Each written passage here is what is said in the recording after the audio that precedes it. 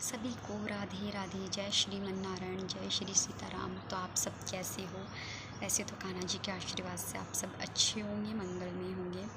तो आज हम बताएंगे कि वैसे बहुत जनों का क्वेश्चन यही रहता है, हम भक्ति करते हैं लेकिन हमें सबसे ज़्यादा दुख क्यों मिलते हैं। तो देखिए, पहले तो आपका ये क्वेश्चन बहुत ज़्यादा गलत है। ठीक है, क्या भगवान की भक्ति करने से तो क्या आप कहते हैं जिस भक्ति में दुखी ना हो तो वो भक्ति क्या है ना। तो पहले तो मैं ये मानती हूँ कि भगवान मुझे दुख हमेशा देना, क्योंकि उन दुख के साथ में आपका चिंतन तो बना रहेगा। अगर हमें आप खुशियाँ ही खुशियाँ दे दोगे तो शायद से एक पल को हम आपको भूल जाएंगे, और प्रभु जी हम आपको भूलना ही तो नहीं चाहते।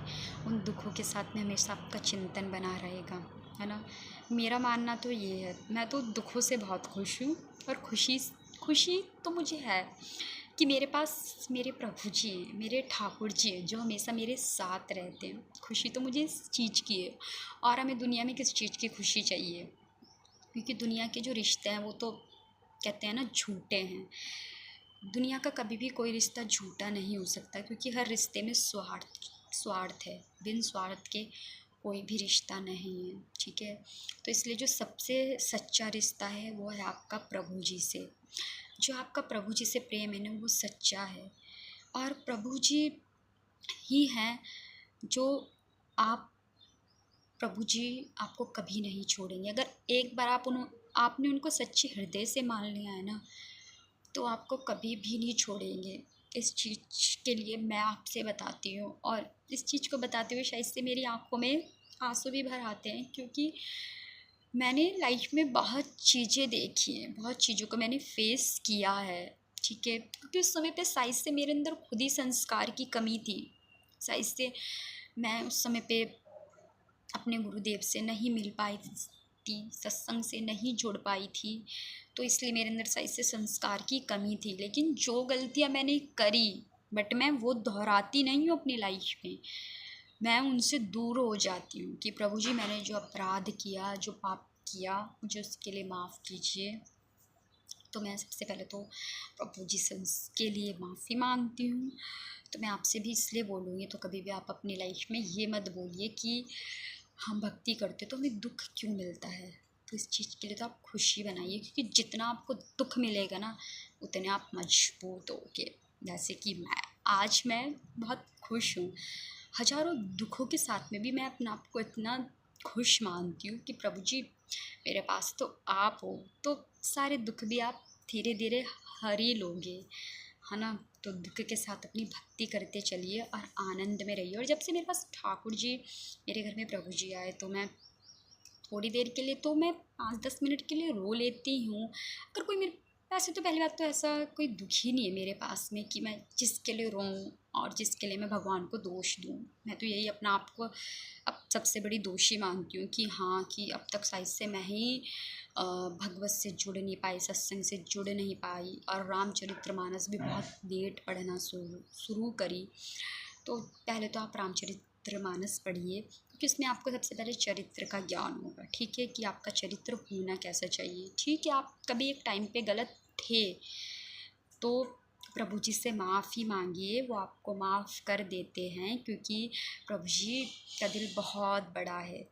आप लोगों की तरह छोटा दिल नहीं है उनका, कि जरा जरा सी बात पे रूठ जाओ और प्रभु जी से बोल देते हो कि नहीं, अब आज से मैं आपकी सेवा करना छोड़ दूँगी, आज से मैं आपको मानना छोड़ दूँगी, अगर आपने मेरा ये काम नहीं किया। जैसे आप पे कोई बड़ी मुसीबत आ जाए तब, कि आज से मैं तेरी चौखट पर ही आना छोड़ दूँगी, फिर भी प्रभु जी का दिल इतना बड़ा है, वो आपको माफ़ कर देते हैं। अगर आप सच्चे हृदय से उनसे माफ़ी मांगो तो आपको ज़रूर माफ़ कर देते हैं। तो इसलिए मैं बोलती हूँ, पहले आप सत्संग से जुड़िए और रामचरितमानस पढ़िए, तो उससे आपको चरित्र का भी ज्ञान होगा। और देखिए, लाइफ में ना कभी भी किसी के साथ ना गलत मत कीजिए।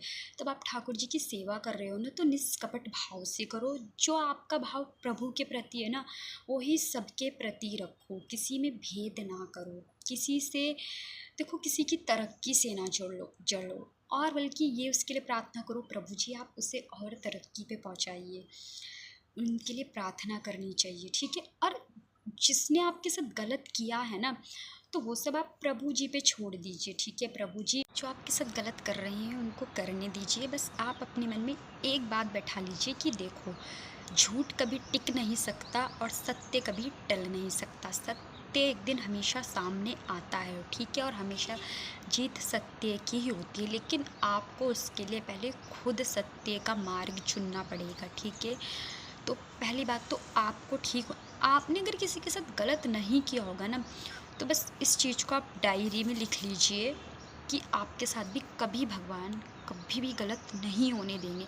अगर आपने कभी भी किसी के साथ गलत किया नहीं है तो तब इस बात को डायरी में लिखिएगा कि आपके साथ भी प्रभु जी कभी गलत नहीं होने देंगे, ठीक है। अगर आपने उनके साथ गलत किया है तो फिर सोच लीजिए कि बारी आपकी भी आएगी।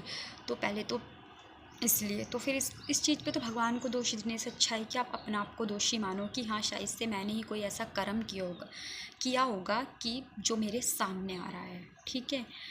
तो मैं आपसे यही बात बोलूँगी। और दूसरी बात, आप भागवत से जुड़िए, जितना हो सके आप अपने बच्चों को अपना आप खुद रामचरितमानस पढ़िए, ठीक है, क्योंकि ये सब चीज़ें होती है संस्कार की कमी, ठीक है। मैंने आप सत्संग से जोड़ोगे तो संस्कार उनके अंदर खुद ही आ जाएंगे, ठीक है। और किसी के भी साथ देखो, गलत करना सबसे बड़ा पाप माना गया है। और फिर चाहे आप कितनी भी भगवान जी की पूजा वंदना कर लो, तो भगवान आपकी पूजा को कभी स्वीकार नहीं कर सकते। ये बात भी आप 100% लिख लीजिए। कभी भी भगवान आपकी पूजा स्वीकार नहीं कर रहे हैं। आपने किसी के साथ अगर गलत किया है और फिर आप भगवान जी की पूजा कर रहे हैं, मैंने बहुत सौ को देखा है कि भगवान में इतना डूबे रहते हैं, हर चीज़ भगवान के स्टेटस ये वो, लेकिन पाप पाप तो उन्होंने इतने किए हैं और कर भी रहे हैं, फिर भी उन्हें किसी चीज़ का अफसोस नहीं है। अपना आराम से खुशी खुशी ज़िंदगी जी रहे हैं। लेकिन ये उनके ना कर्म चल रहे हैं, अच्छे कर्म। लेकिन जब कहते हैं ना पाप का घड़ा भर जाता है तो फिर वो फूटता ही है। तो बस जिस दिन उनका अंत होगा ना, प्रभु जी उन्हें बता देंगे कि आपने कितना गलत किया, ठीक है। तो प्रभु जी कभी भी उनकी भक्ति से देखो, पहली बात तो खुश नहीं होंगे। इस चीज़ का भी आप ध्यान रख लीजिए। तो आप इसलिए इस चीज़ को अपना आप को मत दोष दीजिए कि हम भक्ति कर रहे हैं तो हमें इतना दुख क्यों मिल रहा है, ठीक है। और बाकी आप ज़्यादा से ज़्यादा आप नाम जाप करिए और प्रभु जी का चिंतन करिए और पूरा टाइम आप अपना भगवान जी को दीजिए, क्योंकि जब आप उनसे जुड़ जाओगे ना, तब उनका आपसे दिल का कनेक्शन हो जाएगा। तो आप इन सब चीज़ों को ना, फिर आपके मन में ये सब चीज़ें आएगी नहीं। जैसे कि पहले मैं भी एक टाइम पे मान लेती थी कि हम भक्ति करते, लेकिन हाँ, मेरे मन में फिर भी कभी भी ये नहीं आया। मैं हमेशा भगवान से धन्यवाद ही करती थी, लेकिन मेरे मन में कभी भी ऐसा नहीं आया कि मैं जलूं या किसी के लिए प्रभु जी से कभी मैंने ये शिकायत नहीं करी कि आप मुझे इतने दुख क्यों देते हो कि मैं आपको छोड़ दूँगी। नहीं प्रभु जी, आप जितना भी मुझे दुख दो, लेकिन कभी बस आपका मैं चिंतन करना ना छोड़ूं। हे प्रभु, मेरा वो दिन ना जाए जिस दिन मैं आप अपनी सांसों में आपका नाम न ले पाऊँ। बस वो नाम हमेशा मेरी श्वासों में हमेशा रहे, आपका चिंतन हमेशा बना रहे। तो आप भी भगवान जी से यही प्रार्थना करिए, यही बोलिए। और मेरा जो पहले मैं भी इतना भक्ति के मार्ग पे नहीं थी, सत्संग से ही जुड़ के आई, लेकिन हाँ, मेरे इतना बोलूँगी, लेकिन मैंने लाइफ में आज तक कभी किसी के साथ कुछ गलत भी नहीं किया है। तो इसलिए शायद से प्रभु जी ने सेवा के लिए भी चुना, मुझे अपना माना। कहते हैं और प्रभु जी हर किसी से अपनी सेवा लेते भी नहीं हैं, ठीक है। जिनको अपना मानते हैं उन्हीं से वो अपनी सेवा लेते हैं और उन्हीं को इतना वो ज्ञान देते हैं, ठीक है।